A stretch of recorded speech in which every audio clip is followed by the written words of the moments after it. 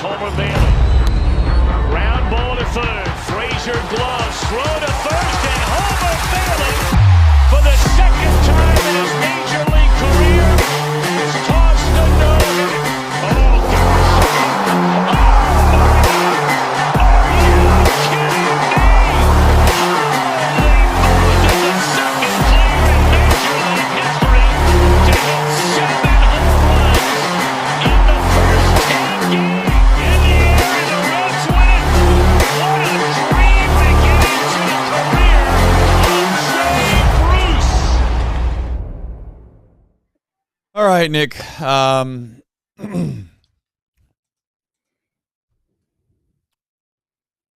Reds lose 11-1.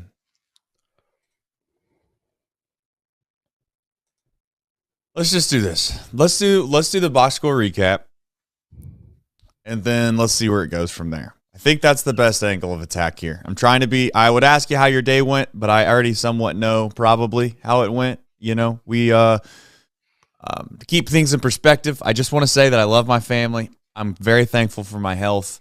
I love my life. So I'm going to get that out of the way on the front end. I don't have any personal issues right now. Everything is on a straight and narrow, except for this thing that I call a fandom of Major League Baseball. Besides that, all is well. So I just want that to be my asterisk for tonight's show. Nick, you can add on to that if you'd like, but you have the box score recap whenever you're ready. Same. Let's go to the box score recap. All right, Reds taking on the Orioles. Reds trying to avoid getting swept. Nick Lodolo retired the first two batters in the top of the first, but then he gave up a double, a single, and a homer, and just like that, it was 3-0 Orioles.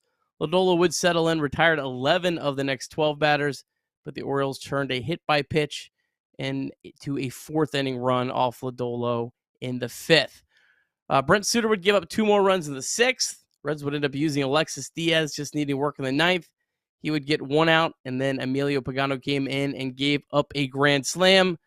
But none of that really mattered because the Reds got just 1 hit and 2 base runners through the first 8 innings. The Orioles did mercifully bring in their worst reliever, and the Reds got 1 run to avoid another shutout. Reds fall 11-1. Reds have now lost 5 straight. Reds now 16-18 on the season. Yeah, and I mean, listen, if you're looking for the Deep South commodities, drive of the day, let's just do this. Let's pick one out of a hat. I think that's the most fair way of doing it. Close my eyes. Bottom of the fifth. Will Benson. Will Benson in the bottom of the fourth inning on a 1-2 count. He struck out on a foul tip. Cincinnati's win probability changed to negative 2.3%. That left a measly 18%. So the deep drive of the day goes to Will Benson. Congratulations to him. And as always, as a reminder, DSC is a leader in renewable commodities, specializing in biofuel production, aggregation, and sales. Visit www.deepsouthcommodities.com for more information. And thank you to John. At some point, you're like, yeah, we won't do it because he wants it just to be on, like real home runs. And then at some point you're like, well, this isn't fair because if you don't hit home runs, then I guess there's a problem there. So shout out to DSC. What do you want to talk about first? I really don't know what to do. I don't either. Not even home runs. Reds only had 2 extra base hits the whole weekend. Yeah. 2 doubles. I mean, what are you supposed to do? We did this yesterday. Is the problem, right? Like this feels like we're doing a stand-up routine, Nick, and we've kind of done our tour on the stand-up routine, and someone's like, "Hey, you guys should do another tour," and we're like, "Well, we are out of material." They're like, just run it back anyways. That's what the Reds have been doing. Like this offense is absolutely abysmal. I'll just keep doing it. Let's just keep running it back out there. I know, Nick, we have talked about at length on this show about our love for Nick Krall. I think we've discussed about how we do feel as if, he has He has really given this organization something solid to kind of plan off of. He hasn't deviated from this plan. He's made sure that, to a certain extent, that at the trade deadlines, he doesn't get fleeced, X, Y, Z. I think it's also fair to say, from being a realist or being a critic or whatever term you'd like to use, no one's going to be perfect at their job. We all know that. But I think, unfortunately, so far this year, we've swung and missed on a majority of the guys that we've brought in, and I don't think it's fair to say that on Martinez and Montas quite yet. Pagan, he's a reliever, so, again, maybe the biggest disappointment so far has obviously been Jameer, but it's been disappointing, and I just want to at least say that out loud. I think we can all agree that it's been disappointing, for as much as we give him love for certain things. I think it's also fair to say, hey, right now is, not Nick Krall's best work, I guess is what I'm going to say. Yeah, I mean, it's still way too early to make any sort of definitive conclusions on any of these signings. But, I mean, look, if it continues on this track, then, yeah, I mean, that's definitely going to be probably the biggest fair criticism of Nick Krall and the whole front office is that they have not done well with free agents. They've done really well with the small free agents. Like, I think we all agree Brent Suter's been a great pickup. Brandon Drury, Tommy Pham was a pretty nice, like these cheap ones they've done very well with, but they haven't hit on any of the big ones other than Nick Castellanos and Wade Miley.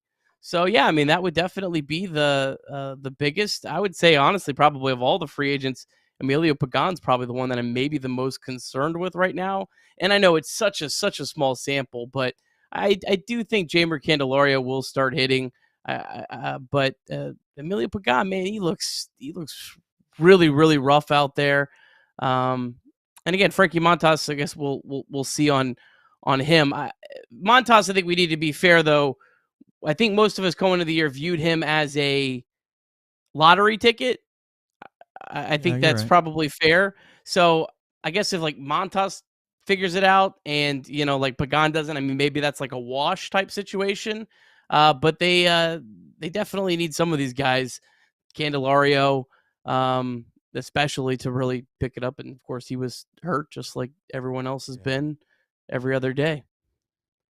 Yeah, and I think that's we all know what's in front of us. We all understand what the real issue is, and that is that this is not the team that this is not a Major League Baseball team right now. Like, I don't mean that like as again, I don't want that to sound like the old man yells at cloud, like everything's always a problem, this, that, and the next. What I think you'd have to be doing some real hard convincing and or manipulating your own brain as a Reds fan to think that this doesn't have a good amount of guys that quite honestly are not major league hitters right now. They're just not big league hitters. Like Spencer Steer has at bats. Is he perfect? No. And he struggled. He has struggled as well over the last month. But even during the time that he struggles, they're still good at bats. There's still balls that get put in play, and there's still, tough luck outs. There's just so many guys in this lineup right now to where I'll never be so disrespectful to say the professional athlete just doesn't care, but it's so lethargic. It just seems like there's no sense of urgency. It seems like everybody's feeling sorry for themselves. And maybe, again, I know when you care, it can elicit that type of behavior from time to time. But we're not 10 years old, man. We're not, this isn't Little League Baseball. You don't go back to the dugout and feel sorry for yourself when you're an adult. You figure out what the problem is, you make an adjustment, and you try to, do better the next time.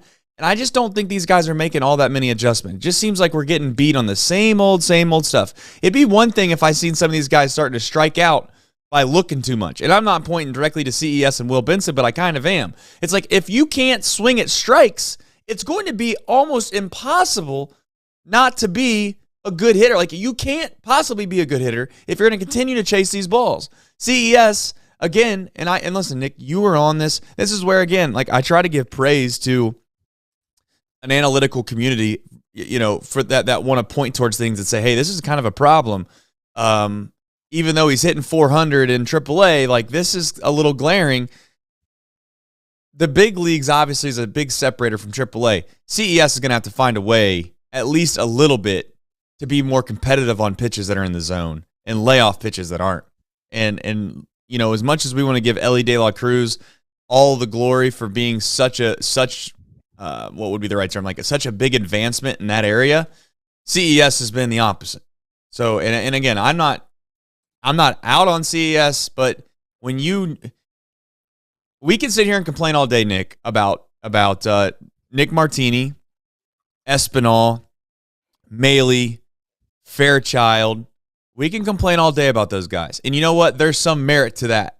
But the bigger issue that we all know is the deal here is that the guys that we thought that we still are going to rely on no matter what. I'm looking at Jonathan India. I'm looking at CES. Ellie's been obviously very, very good. I'm looking at Spencer Steer. I'm looking at Tyler Stevenson. Maybe Will Benson, but I don't know if I'll go that far yet. But I'm looking at those guys and I'm saying collectively, and Candelario obviously, collectively, they've all been trash.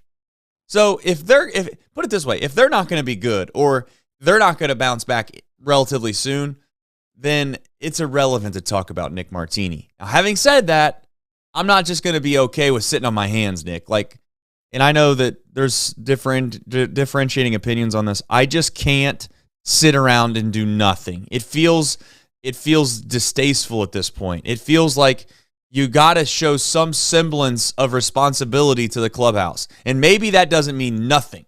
Maybe, like you said, maybe throwing bats around and throwing chairs around. Obviously, that's all made to, like that's not, you can't quantify that and say, well, that's the reason why they played better. I don't know. I do like there to be some accountability, man. If you can't produce, Nick Martini, if you're going to play this poorly, guess what? We'll find somebody else to see if they can play a little bit better. And I know that people like Nick Martini, but I don't want to say I give up, but if this is what we're going to run out there every day, I don't expect much to get better anytime soon. Yeah, I mean, look, I've said it before. I don't really think that this team could afford the roster spot with Bubba Thompson with so many other guys struggling. I wish they would have put Mike Ford on the roster. But ultimately, like you said, like the first 6 guys in the lineup, 1 through 6, these aren't guys that are supposed to be bad Major League Baseball players. These aren't filler baseball players. These aren't players you've picked up off waivers. These are guys that are supposed to be good. And for the most part, outside of Elly De La Cruz and Spencer Steer for about 2 weeks, and Jake Fraley for the 5 days he's been available, I mean, they've been terrible collectively. So ultimately, they have to be better. 1 through 6 shouldn't be holes. It shouldn't be you should be able to survive a couple bad hitters at the bottom of your lineup, even with those 6. Like, they have to be better. To your point, I do think overall it's very easy to they look like they're lacking emotion when things aren't going well. It's very easy to be like, yeah, they're very lethargic when things are going poorly. I will say, and I typically would say, take everything Barry Larkin says with a very strong grain of salt. But Barry Larkin was very critical today of some of that body language. And I would say if there's something Barry Larkin should be able to give us a good pulse on at the booth, it should be things like that. As a guy that played Major League Baseball that was in the clubhouse. So the fact that he was a little critical of that makes me think that maybe there is some concerns with some of that right now. That was something that really stood out to me at the broadcast because I've never really heard Barry like he was today. He's usually very much just a cheerleader up there, but today he was not. So that maybe makes me think maybe there is a little bit more to some of the struggles and and maybe not like poor attitudes or anything like that, but maybe just more of too much of hanging their heads more than anything else. Yeah, and like I said, I don't know if it's going to make a direct, immediate impact, right? Like if Espinal strikes out and he hustles back to the dugout and he's got a smile on his face, I'm not suggesting that's going to fix the problem, but I do think that it can become contagious, man. And when times get tough, we are going to have to find a leader. Like somebody's going to have to kind of just say, you know what, jump on my back. Like I'm gonna be the energy guy, and I don't know if we have that right now. And I'm not, and I don't like Ellie's probably the most qualified to do it, but he's so young that I don't expect him to do that, and I don't know if he feel comfortable doing it quite yet, right? Like it's not quite his team yet. I mean, he's close. He's got to be pretty damn close. But having, like, I don't know where you turn. I know people are going to say India, but again, like the problem with India right now is that you can't be the leader, rah-rah guy and be like, not good, I mean, I'm not trying. Like, that's just being honest. That's just being honest. And again, I'm not trying to kill India, but like somebody has, I don't know who it is. And I mean, I know that there's going to be some people that are going to be like, hey, what about David Bell? That might be a guy. I just think that David Bell's carved out. And I'm not saying, I think, you know what I think? I think David Bell is an excellent manager, would be an excellent manager for a team that has a lot of big league caliber players. Like, hey, he's going to make sure that people can get days off when they need days off. He's able to mix and match during the game exceptionally well. I think when he has a full roster, David Bell manages baseball games very well. He does a very good job. He doesn't get it perfect every time because nobody will, but he does a good job. I don't know how well David Bell is going to do. And again, I'm not saying that he can't do it. I'm just saying I don't know. It's a question mark. I don't know how well he's going to do in situations like he has now, where there might be some guys he has to kind of get a little pep in their step from time to time, and he's just not wired that way. I think he's very much a player's coach. Hey, it's going to be okay. Go get him tomorrow type guy. And I'm not suggesting that everybody needs to be Sparky Anderson by the way, Sparky had some really good players, or Lou Piniella or whoever else you want to throw into the mix. But point is, someone's going to have to be a leader, and we'll find out over probably this next week. We're going to find out who that is, and it wouldn't shock me in the slightest if it was TJ Friedl. And I know that he's not coming back, and I get that he's probably not, but I'm just saying he might come back and be like, hey, boys, it's time to go. Like, I'm here. And I'm leading the game off. You hit a double. You slide into second base head first. You get up. You get everybody fired up. And as stupid as that sounds, I don't know why sports are like this. Stupid as that sounds, that could kind of turn the tide and make them at least play a little bit better. I'm not saying they're going to start ripping off 10-game winning streaks, but they might start playing a little bit better. I'd be surprised if TJ Friedl's not up here on Tuesday. I mean, he played 4 games, 4 straight days. Didn't have an off day. Obviously, minor leagues are off on Monday, so the way they used him made me think that he's going to be back on Tuesday. And look, not a be-all, end-all, but he's the perfect guy to throw in the leadoff spot, that energy guy that could do some of that. There was something, though, Trace, that kind of stood out to me in the game.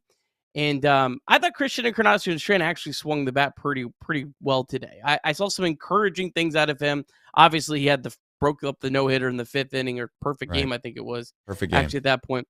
But there was something in the 7th that stood out to me.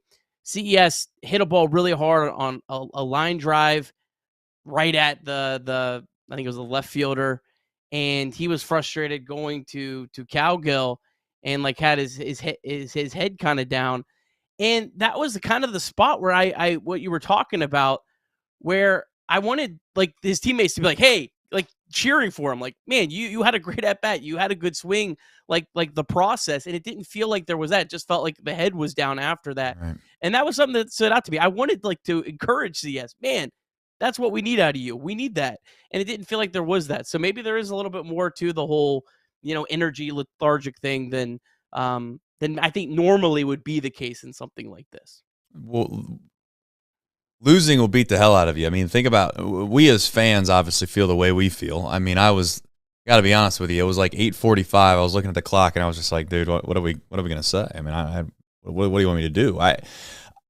If we feel the way we feel, I mean, you can only imagine how they feel, And I mean, listen, I know they make a lot of money, everybody. We all get it. They're a lot of these guys are millionaires, and for all intents and purposes, they'll have more money than we've ever thought about making, and they get to play a child's game for it. But in order to get to the level in which they are, you sacrifice a lot in your life. I know that people don't want to hear that, this, that, and the other, but they sacrifice a lot in their life. They put a lot of time, a lot of effort, and a lot of energy into one thing, man. And if that one thing isn't going well, or they're not viewed upon as doing a good job at that one thing, there's a real identity crisis there. I really do believe that. I think that these guys get so wound up in their performance that then it becomes like a mental thing, and again, for lack of a better term, they could become depressed. And I think there's some guys on this team right now that are feeling sorry for themselves. Now they can snap out of it. It takes one day. You have a decent day where somebody comes in and pats you on the back and tells you, "Hey, let's stop feeling sorry for ourselves." Because sometimes in life, you need reminded of that. You can start. Everybody does it. I said I was going to do this. I'm not going to do it today because I don't feel like it. Well, if somebody comes along and sees that and says, "I thought you said you were going to do that," does your yes mean yes? Or what type of person are you? Come pretty motivated. So it's the same thing in that clubhouse. Someone's gonna have to come in there and be like, "We're better than this." Period. Let's show everybody we're better than this. And maybe that off day will help tomorrow. I don't know. Yeah, you have to hope it does. You have to hope it does. Yeah. It doesn't get any easier. So we know that. No. But all right, let's talk about.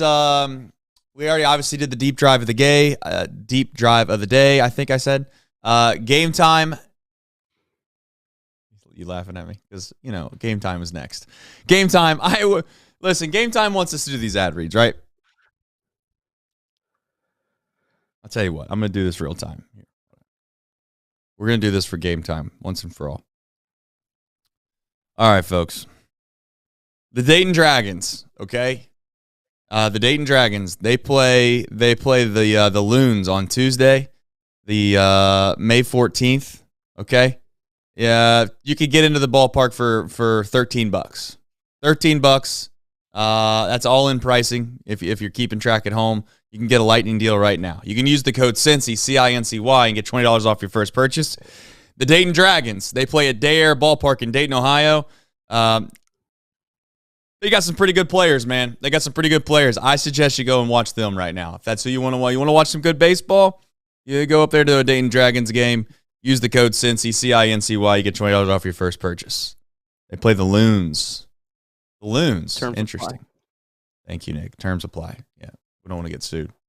And then, like I said, I said yesterday on the show, 988. We all know what that obviously entails. If you're looking for an opportunity maybe to find some resources that you need help with, feel free to obviously text or call 988. Go to mantherapy.org and take care of that. Nick Lodolo. It feels dishonorable, to be honest, to discuss anything other than the offense and have an opinion, a strong opinion on the pitching. Because, Nick Lodolo obviously wasn't great today, but again, he was unbelievable his last start. So what do we expect out of these guys? I mean, you have any thoughts on Lodolo? No, I mean, he settled in pretty well after the tough start. It was just, man, when you're a guy like Nick Lodolo and you fall down 3-0 in the first inning with the way that the offense has been swinging the bat, it's got to be really tough out there. And he did put up several zeros after that. So I think he's pitching well. It's got to be brutal right now to be on this pitching staff. This is almost the kind of time, Trace, where you kind of hope that the pitchers are pitching more for their contracts than for the team. Because that's how it's almost better. I think sometimes as a pitcher, it's almost better to have that mindset of, I got to keep my ERA down more so than trying to win or lose games, because it can get really frustrating when you have a series where the offense just gets absolutely dominated by the pitching. I got the numbers here. Let me pull them up. Reds offense against the Orioles starters: 19 in the third innings, 6 hits, 1 walk, no runs scored. I mean, when you're trying to match that, what do you do? You don't do anything. 0 runs scored. I'm glad we got basically our token run yesterday in the last inning, and we got our other token run today in the last inning. Yeah. Just making ourselves feel both better. runs were the 9th inning. Yeah. I mean, yeah. And I don't know if I've seen a series like this. baseball's just a cruel game sometimes because even as bad as this offense is right now, there's been worse Reds teams. There's been worse Reds offenses. Like the team in 2022 at the end of the year, that was a miserable, miserable offense. And even they would have put up more runs than the Reds put up this weekend. And so I don't know. It's hard. I get it. I watched the same games everyone else did. It was painful to watch. It just felt like they were drowning out there. But it is 3 of 162. It is one series. Correct. One of these days, the Reds are going to go out there and just absolutely crush a really good pitcher, and you're going to wonder how the hell did that happen. Baseball just is. It's a brutal game mentally to try to follow on a daily basis. I agree with that 100%. I do think that there is this notion, though, that, where it's. I think a lot of things can be true. One of them is that two things that'll trigger me, and I don't know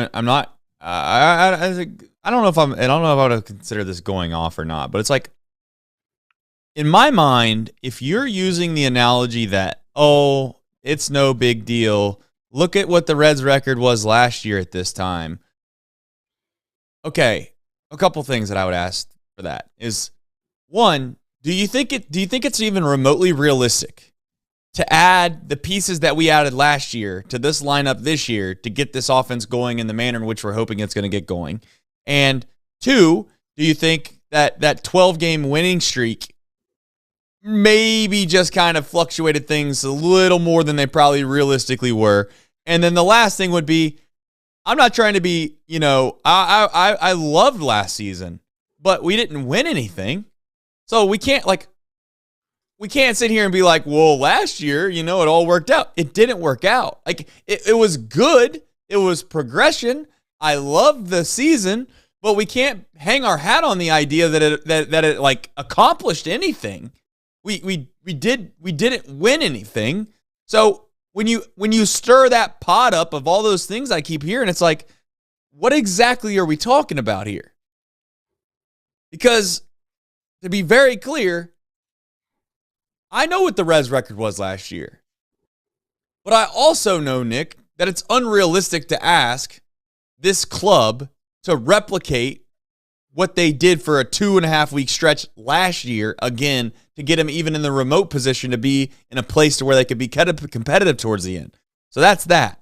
And the other thing would be like kind of the woe is me thing. Like, well, what are you supposed to do? I mean, there's really nothing they can do.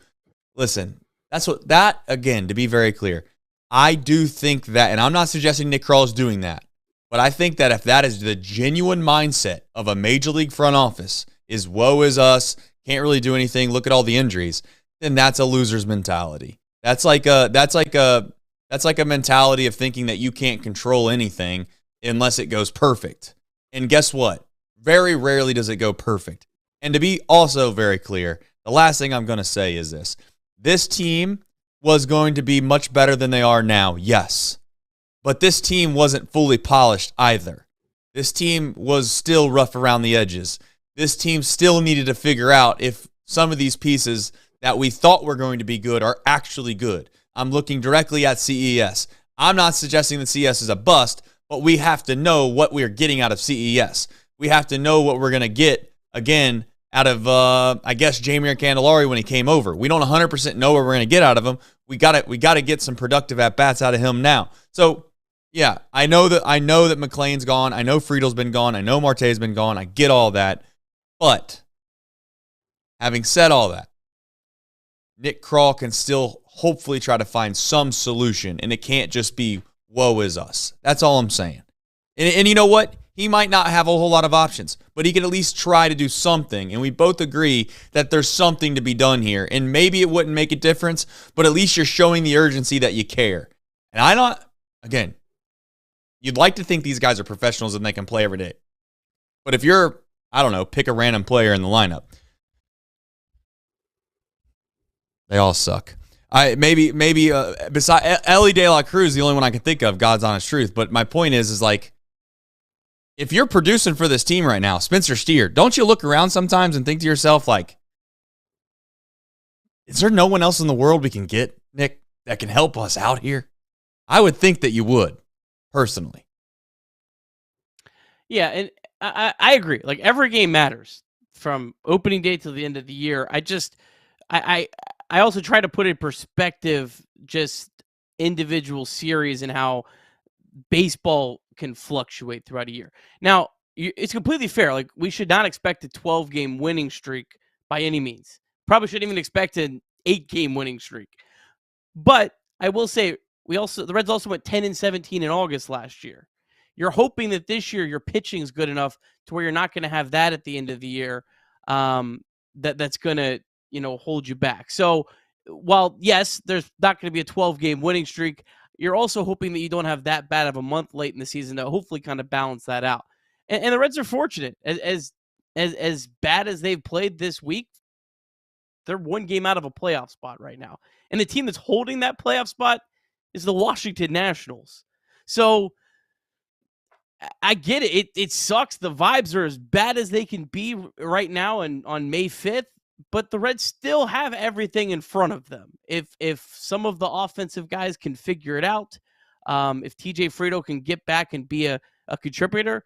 TJ Friedl was the Reds' leader in wins above replacement last year. He is a very, very valuable player, defensively, offensively, base running, all of those things. I hope that he also gives them enough reason to take Bubba Thompson off the roster and bring up another bat, so you can also have someone that could pinch hit late in the games as well. I guess we'll wait and see on that. But yeah, I mean, I do. It feels bad, but there still is everything right in front of this team.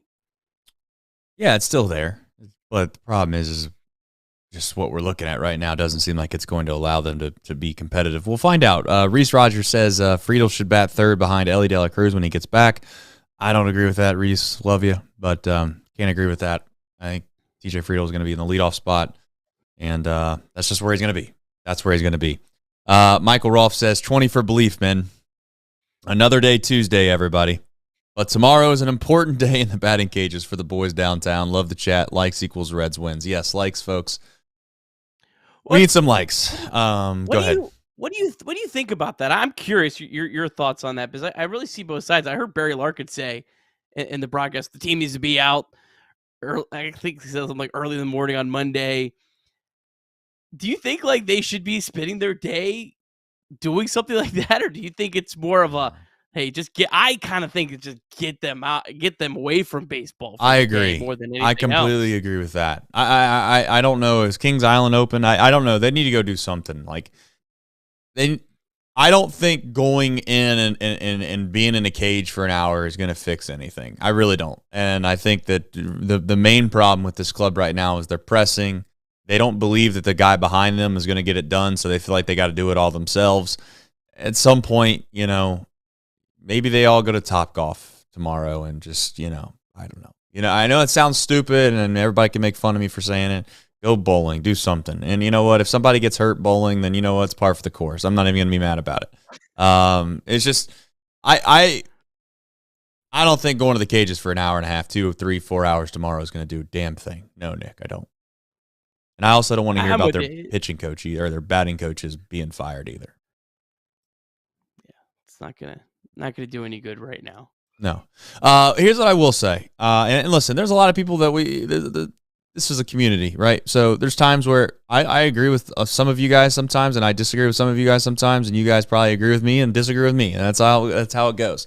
But here's my thing, like Evan, my man, listen to me. We got to talk, me and you, right here. Sometimes, like, you can't play both sides of the aisle. Like, we can't just assume that someone isn't going to help. Like, we get a leadoff hit. We get a leadoff hit today, right? We get a leadoff hit yesterday, and we are legitimately running up to the plate back to back to back. Espinal, Maley, and Fairchild. I get you might think Mike Ford's terrible. And if you do, that's fine. But you can't tell me that he wouldn't have made a difference in a series in which they scored 0 runs off the starters. Nick Martini is literally doing nothing.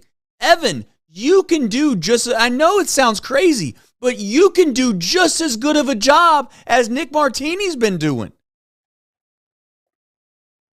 It's not asking a lot to say, hey, some of these guys aren't very good. They don't belong on a Major League Baseball team. It's just like if you walk into work, try it out for a month, see how it works out. You go into work an hour late every single day for a month, and you let me know how your employer is going to work out. You let me know how that looks. Like, again, this is their jobs. And yes, it doesn't mean just because they get paid a ton of money or they don't get paid a ton of money or they're the last man on the roster or the first man on the roster, it doesn't mean if they want to try harder, they're going to do well. That's not how sports work. We get it. But having said that, it is their job. It is their responsibility to perform. And if they don't perform, guess what all the fan base and guess what most people that take time out of their lives to devote to watching something would like? They would like for them to leave and give someone else another opportunity to at least see what they might do. That's all. It doesn't mean that we think that just because Mike Ford would have come up, we're going to win the World Series. No. But it's got to be better than what we've watched. And I've watched Nick Martini hit for a month and a half. And I got to be honest, I've seen enough. I don't need to see any more. You know? Like, fool me once, shame on you. Fool me twice, shame on me. Fool me 420 times this year with Nick Martini going to the plate. At some point, it's got to be a collective, what are we doing? And that's where I'm at. I don't think Mike Ford, again, to be very clear, is the saving grace. But you know what? You can't convince me that if he came up here, it might not have been like a Henry Ramos situation where all of a sudden he gets hot for a week, the club kind of catches a spark, and then we DFA Mike Ford a week and a half later. But I know this, Bubba Thompson and Nick Martini are offering me nothing. And when I say nothing, I genuinely mean literally nothing. So that's all. That's all I got for that.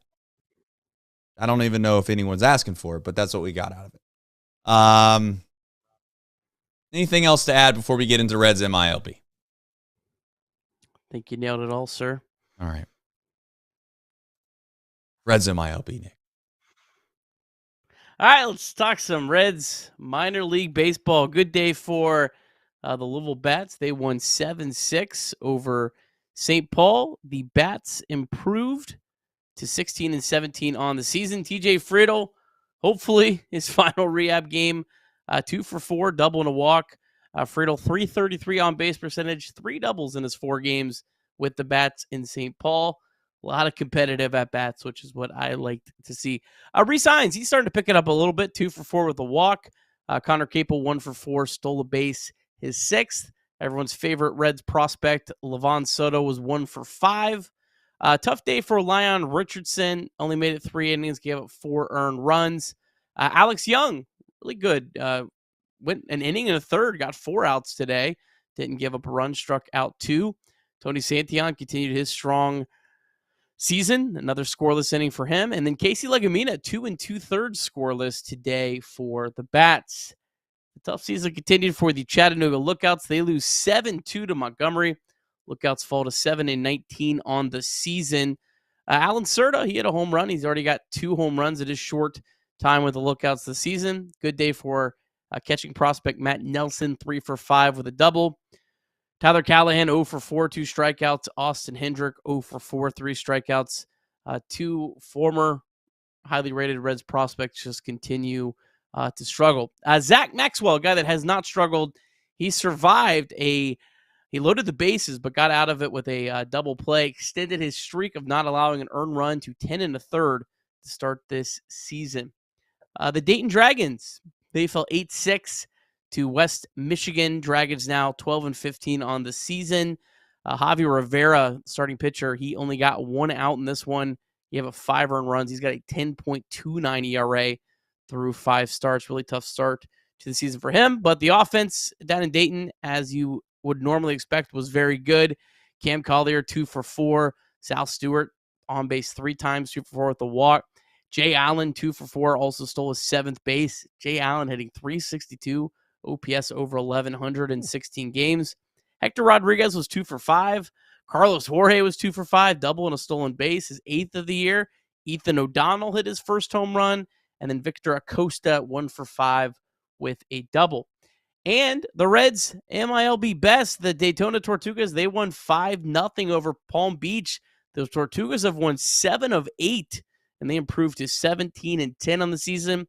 Alfredo Duno, he walked twice, scored 3 runs, and stole a base, his 2nd of the year. Ariel Almonte was on base twice, and then Anier Laureano, 2 more shutout innings. He now has a 0.68 ERA and 8 appearances this season, covering 14 1/3 innings. One other note from Daytona over the weekend, Reds number 26th ranked prospect Carlos Sanchez was placed on the IL. That's your Reds MILB. Does Cam Collier ever not get 2 hits? It feels like every time you pop that kid up, it's like 2 for 5, 2 for 4, 2 for 3, 3 for 5. Dayton Dragons are legit, man. Yeah, hoping to see them if I get some baby cooperation this week. Yeah, I can leave the house and not feel too guilty. I'm gonna feel guilty, but just it's what level am I at? that's what I gotta gauge. But quick question on that. Do you think that that's the next super crop, right? Like we had obviously McLean, LE, Steer, CES. That was the crop that came up right last year that you felt like, okay, wow, this is real foundation. Is it crazy to say that group is just as good, especially when you add in Arroyo?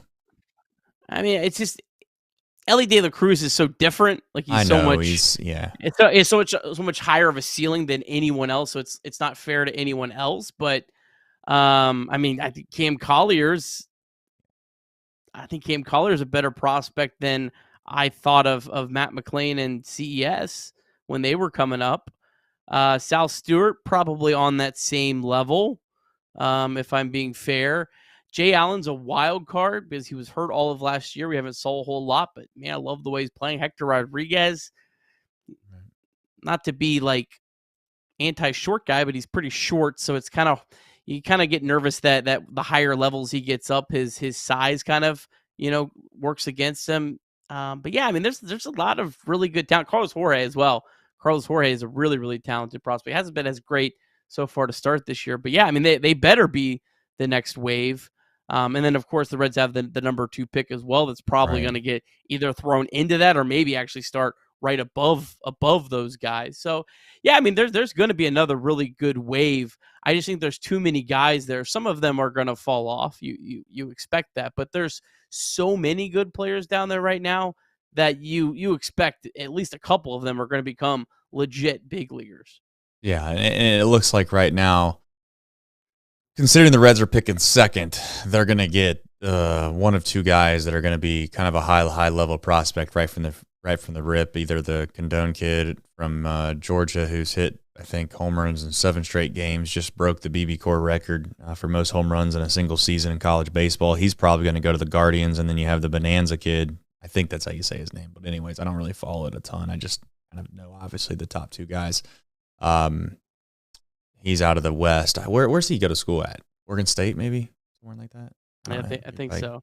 But nonetheless, he's a dude. Supposedly he's a dude where he's probably gonna be like a Rhett Lauder type guy, right? Like you expect him to be on the fast track to the big leagues. I'd say maybe even a little more than Rhett Lauder. Probably even a little bit quicker. I think Rhett, though, to be fair to Rhett, just because of where he started, like he's you know what I'm trying to say? Like they might just be like, okay, he's dominating Triple-A. He's gonna he might go to Double-A and throw 2 times, and then they're like, all right, let's put him in Triple-A and just see what it looks like now. He's killing these kids in Single-A. Well, the only thing Lauder has working against him was he just didn't pitch at all last year after the Reds decided to shut him down, which I think was probably a smart decision, not push a kid that was used very free will in college. Whereas a position player, you're going to be able to put them directly either in the complex or hell, maybe even straight into like Dayton. So they're going to kind of get some at bats at the end of It's crazy to think like Reds are going to pick a guy and we'll be talking about him on Reds MILB here in a couple months, most likely. So, and you Right. could also even potentially send him to the fall league. I mean, you could get that prospect to where they're not that far away from the big leagues on opening day next year. So that's exciting. And it's funny because when the Reds got that number 2 pick, we're like, yeah, man, what a great bonus. And now it's kind of like, wow, thank God they got that, because I feel like you really need another bat. It's always interesting how quickly, like, how full your farm system can humble you very quickly. Yeah, and I think the what's going to happen, and I'm not just saying this because I want us to feel a little bit better about ourselves on a Sunday night where we're all licking our wounds after just a god awful series. But it does feel like the Reds are going to have like a season here soon. And again, I'm not here to tell you to hold your breath, and everyone's tired of waiting for next year. But I do think the Reds are going to be fortunate one of these years where they're just not going to have many injuries, because it just seems like they're due to have kind of a clean slate of things happen. And at that point, we're gonna look back and laugh about how, like, oh, remember when we were hitting Santiago Espinal and Stuart Fairchild and Luke Maile, and like that was a legitimate lineup we had for a month. Those days, I really do believe this, guys. I'm not just saying this to make, like, those days are going to be limited here soon. There's enough guys coming through the system that at some point we're going to have legitimate, good fringe big leaguers that are either prospects coming up or guys that are just sitting behind guys that are very good players. And hopefully, ultimately, that comes sooner than later, because we're tired of waiting. But what do you do now? I think that the answer's already been dealt. And the only thing I would say is maybe Nick Kral's been working behind the scenes trying to find a trade, and he just can't find anything that people are being somewhat realistic about because it's just too early in the season. That's the other thing, not to play woe is me, but if you get hurt towards like towards the middle of the season or the All-Star break area, you can kind of maybe go out and try to find a way to fix some of these problems. You just can't do it right now because there's not that many teams that are willing to interest a trade. Now, having said that, I am well aware of what the Padres just did with the Mariners, or the Marlins, excuse me. But yeah, that's where I'm at. The Marlins, their quote was, "We made this trade because we didn't think we were going to get that much back in return." Now, I don't know. I'm not going to try to evaluate exactly how much they gave up. MLB Trade Generator website decided they're behind a paywall now, so I can't even give me a good guess anymore or have fun with it. But when the Marlins say something like that, that makes you think it probably wouldn't be a good deal for the Reds. And you could sit there and you could say, yeah, well, the Reds just need to be aggressive. They need to suck it up. Well, the Padres also, AJ Preller is in a much different situation than Nick Krall. Because if AJ Preller's prospects don't work out, they'll spend more money. Nick Krall doesn't have an unlimited budget. He just can't go sign Manny Machado for the hell of it because his other moves didn't work out. So it's not, you're comparing apples to oranges between the two teams and their front offices. It's not fair to really either one of them. Oh, I completely agree. Completely agree. It's impossible to compare front offices around Major League Baseball as a whole. Even what you would consider like a same market to another same market, just because of the restrictions behind the scenes that you just don't know what some guys have and what some guys don't have. I mean, we all can say whatever we want about our ownership group, and trust me, you have every right to feel however you feel about them. But I think it's safe to say that there were times that this ownership group put themselves in the mix about making player personnel decisions. I'm hopeful that that is not the case anymore. It seems as if it's not the case anymore, but you can't say that's the case everywhere either, because if an owner comes in and says they want to do this, then unfortunately, guess what? If you're the general manager, you don't really have much of an option. And then it gets put on your card of whether or not you made a good decision or not. So it's tough to say. All right. Let's do who, what, when, where, and why. And then we'll finish the show off with some fun chat stuff. Yes. I got to double check here. I believe the Reds announced their starters right after we went on the air. Of course they did. So yeah, it is confirmed Montes on Tuesday up against Zach Gallen. So your matchups for the series are Gallen against Montes on Tuesday, Jordan Montgomery against Graham Ashcraft on Wednesday, and then Hunter Green against Slade Ciccone on Thursday. The Diamondbacks come in 15-20. I was honestly kind of surprised to see that. They're 3-7 in their last 10. This is the defending National League champs. So I don't know if it's good or not. I'm done kind of trying to guess if it's good that a team's coming in hot or cold or indifferent. But Reds play the D-backs 6 times in the next 2 series. So these are big games. And you know what? There's a good chance that the Reds and Diamondbacks, especially kind of where they're at, might be 2 teams that end up fighting out for a wild card spot. So these games could be extra important. I mean, you have a chance to really kind of push the Diamondbacks even further back. And I do think they have a more talented roster than the Reds pretty clearly. So if you're able to push them a little bit further back over the next week and a half, it could be very beneficial down the road. Yeah, listen, I'm with you. Let's stop worrying about other teams. Let's just focus on ourselves at this point and see if we can't get a little bit better than what we've been. You know, I don't think it mattered if it was the Orioles that came into town or, the White Sox would have been nice. Although the White Sox, kudos to them. I think they took a series against the Cardinals. So if you could be a St. Louis fan right now. Imagine getting a series taken from you playing the White Sox. It's pretty tough. All right, Big Z with a super bomb. Just another big-time super chat. These guys. He said, thanks for doing the stream. Gritty performance tonight from you two after that debacle. There's now 2 sets of parents who wish that they had never taken their kids to their first ball game. Love you guys. Well, the good news is Big Z and everybody else that also took their kids to their first game, they're probably not going to remember it, so no big deal. No big deal. They're going to think about whatever you got on the ice cream, the cotton candy, the slides they were able to go down, maybe the wiffle ball. Those are the things that they probably could care about. They've done long forgotten about who won or lost that game. So hopefully for their sake, they'll find a way to watch some meaningful winning baseball. We need to get Betty on the board, by the way, don't we? Yeah, I didn't want to put that out there, but I know some folks have, and yeah, it's unfortunate. It's unfortunate. Yeah, we need to get Betty on the board. We'll do that. We're going to do that. Get her on the board on Tuesday. Betty's a second half. She's a second half baby. She's right. She's ready for a flip of the script. A strong August this year. That's right. Hey, that would be a lot more fun if you think about it, right? Which hey, listen. Every team does go through these stretches, and I am very concerned based off the personnel we have. To be very clear. I'm not as much concerned about maybe the way that they look, because every team goes through this. Even good teams go through this. The Diamondbacks last year were awful. I mean, god awful for a month. And then all of a sudden they came roaring back towards the end of the year. They got hot at the right time. They went to the World Series. Now, am I sitting here suggesting for a single second that this team can go to the World Series? No, I'm not.